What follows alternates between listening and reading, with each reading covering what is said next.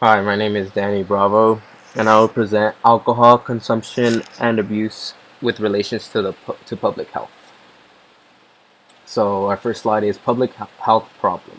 So why does this problem exist in society? So a little background knowledge is about 17.6 million adults in the U.S. currently suffer from alcohol abuse or dependence. Most of this alcohol abuse slash consumption is duly noted and contributed because of movies, television videos, and music videos, stuff like that. So, for example, in the movies, they would show a random, simple, obvious scene of a man who had lost his job and he goes to the bar. Or in television, where people have experiences and then they go to the bar or they start to drink, especially in music videos that actually even promote these alcoholic beverages.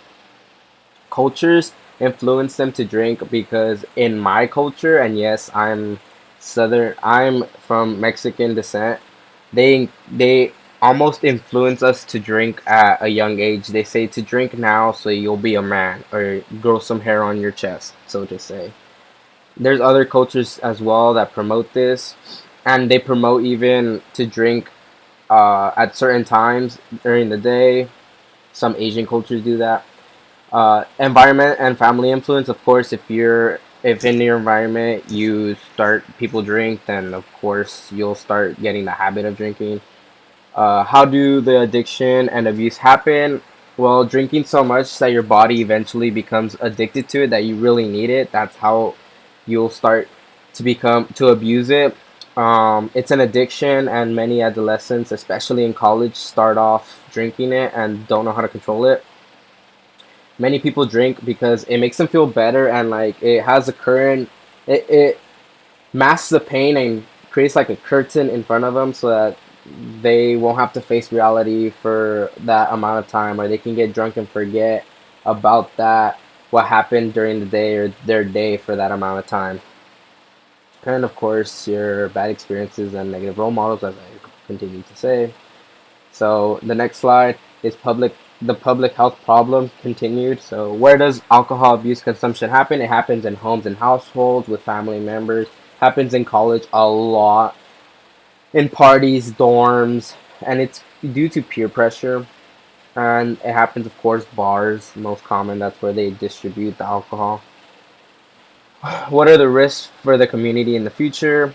Well, uh, there's a lot of risks that can happen, but these are sort of the main ones that I want to focus on. So, and the main ones in general. So you can cause driving home with the DUIs. You can see in the picture. There's car slash work accidents that harms others, crime, especially domestic violence, and there's also, of course, just assault charges, of course, when you're drunk because you really don't know you're going on. There's poverty, and by poverty I mean you will lose your job, you will lose, you'll start being absent at work, you start not putting the productivity that you need to do, and they'll fire you, and you'll be out of job, which hurts the economy and of course your family, and you're a bad influence and role model to all the community. And here we have pictures demonstrating that. Public health problem continued. What are or were the etiological factors of alcohol abuse? Well, there's the genetic factors that studies have shown that alcoholism runs in the family, and studies define that biological and psychological factors that place some family members or specific individuals are the causation that leads it. Psychological and environmental factors. So they contribute to the expression of the problems, and there's two types of alcoholisms, pretty much, that you wouldn't inherit. Type 1 is it affects both men and women. It requires the presence of a specific genetic background as well as an environmental background, like low socioeconomic status of father. And type 2 alcoholism is more in men than in women, but it can occur in women too, but it's mostly in men. And it requires a genetic predisposition, and environmental factors play in a minor role in that development. So, question number 2: how to solve the public health problem? My first strategy that we should, our first strategy actually as a community that we should do is let's create a special day in our nation's country where once a month people host informative booths in their community that let them inform the public of how dangerous alcohol abuse is.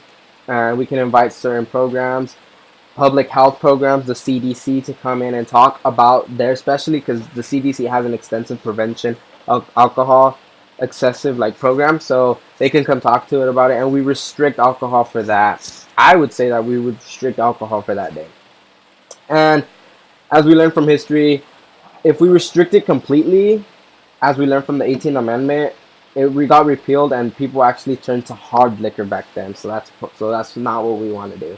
And in the charts, you could see what I'm going to talk about next, which is my second strategy, which is make legislation raise the drinking age to 25. By raising it, the brain and the person, a person's brain and the person themselves becomes more developed in relation to public health. Passing legislation will make the streets safer, reduce crime, lower domestic violence disputes, drunk arguments, stuff like that in the community.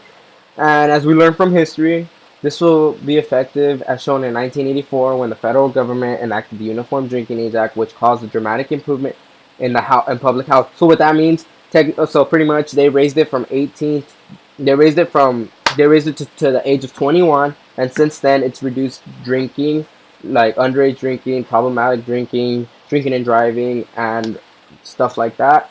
The chart, we could see that yes, most people over the age of 25 drink more, but they drink more often in the day, in the week, but they have a less amount of alcohol during that week, which is rarely better than having consumed so much that you become addicted to it. And the next slide continued. It's the cultural example of how this problem was solved in the past was in the mid to late 1800s. The Protestant Church, they played a dominant role in the churches. They convinced their members that it was not okay to drink excessively or even at all. That then it developed into the promotion of temperance, an organization that promoted abstinence, which then created a domino effect to support and create the Women's Christian Temperance Society, which is also a group that focuses students regarding the perils of alcohol uses and changing their norms. A historical example of the countries is India. So of course, for me, India was perfect. India restricted it from their capitals, the big cities, but it's still legal in some places of India, which is perfectly fine because if you completely limit out, as I mentioned before, you will cause people to have those black market liquor sales, to have underground drinking, stuff like that, and it just makes it turn to hard liquor, to worst case scenario, hard drugs too. But if we do this way, like India, it has probably the most complex alcohol laws of any country, if anything. But the how should I tell you, the alcohol restrictions and age restrictions are dependent on the state, and there's no extreme alcoholic consumption problems in India, and it's not on their top 10 um things to do that can go wrong. And alcohol is a subject in the state list under the 7th Amendment and the schedule of the Constitution of India. And on the bottom, it just shows some of the cities where it's banned and it's completely illegal. And I believe that India in the past and its laws under the Constitution of India has proven to be much better than what we're doing here in the United States. So public health in the future. What should be done to prevent the reoccurrence of the public health problems? We need to conduct more research on psychological and on a genetic level. The reason is because we don't specifically know what's being passed down. So it could be temperament, it could be the alcoholic metabolism, the different rates, stuff like that, the repeated exposure. We need to limit your alcohol intake. So according to the National Institution of Alcohol and Abuse Alcoholism, women should not drink more than 1 drink per day, men 2. We and also support programs for alcohol abusers. There's many to be done by that. In my opinion, on preventing alcohol abuse in the future, we have to understand that you cannot force anyone to stop drinking. They will not force people in the United States will not start drinking, let alone the whole country. We have to just take precautions to become safer. In my opinion, the advancements of future research will demonstrate and better explain potential and for the development of new and more powerful pharmaceutical therapies for the treatment of alcoholism, and we can help dramatically reduce the negative effects that alcohol abuse brings with it. And there are programs and therapies, but it takes time. We have to be patient. We can't rush the science knowing the treatments behind it.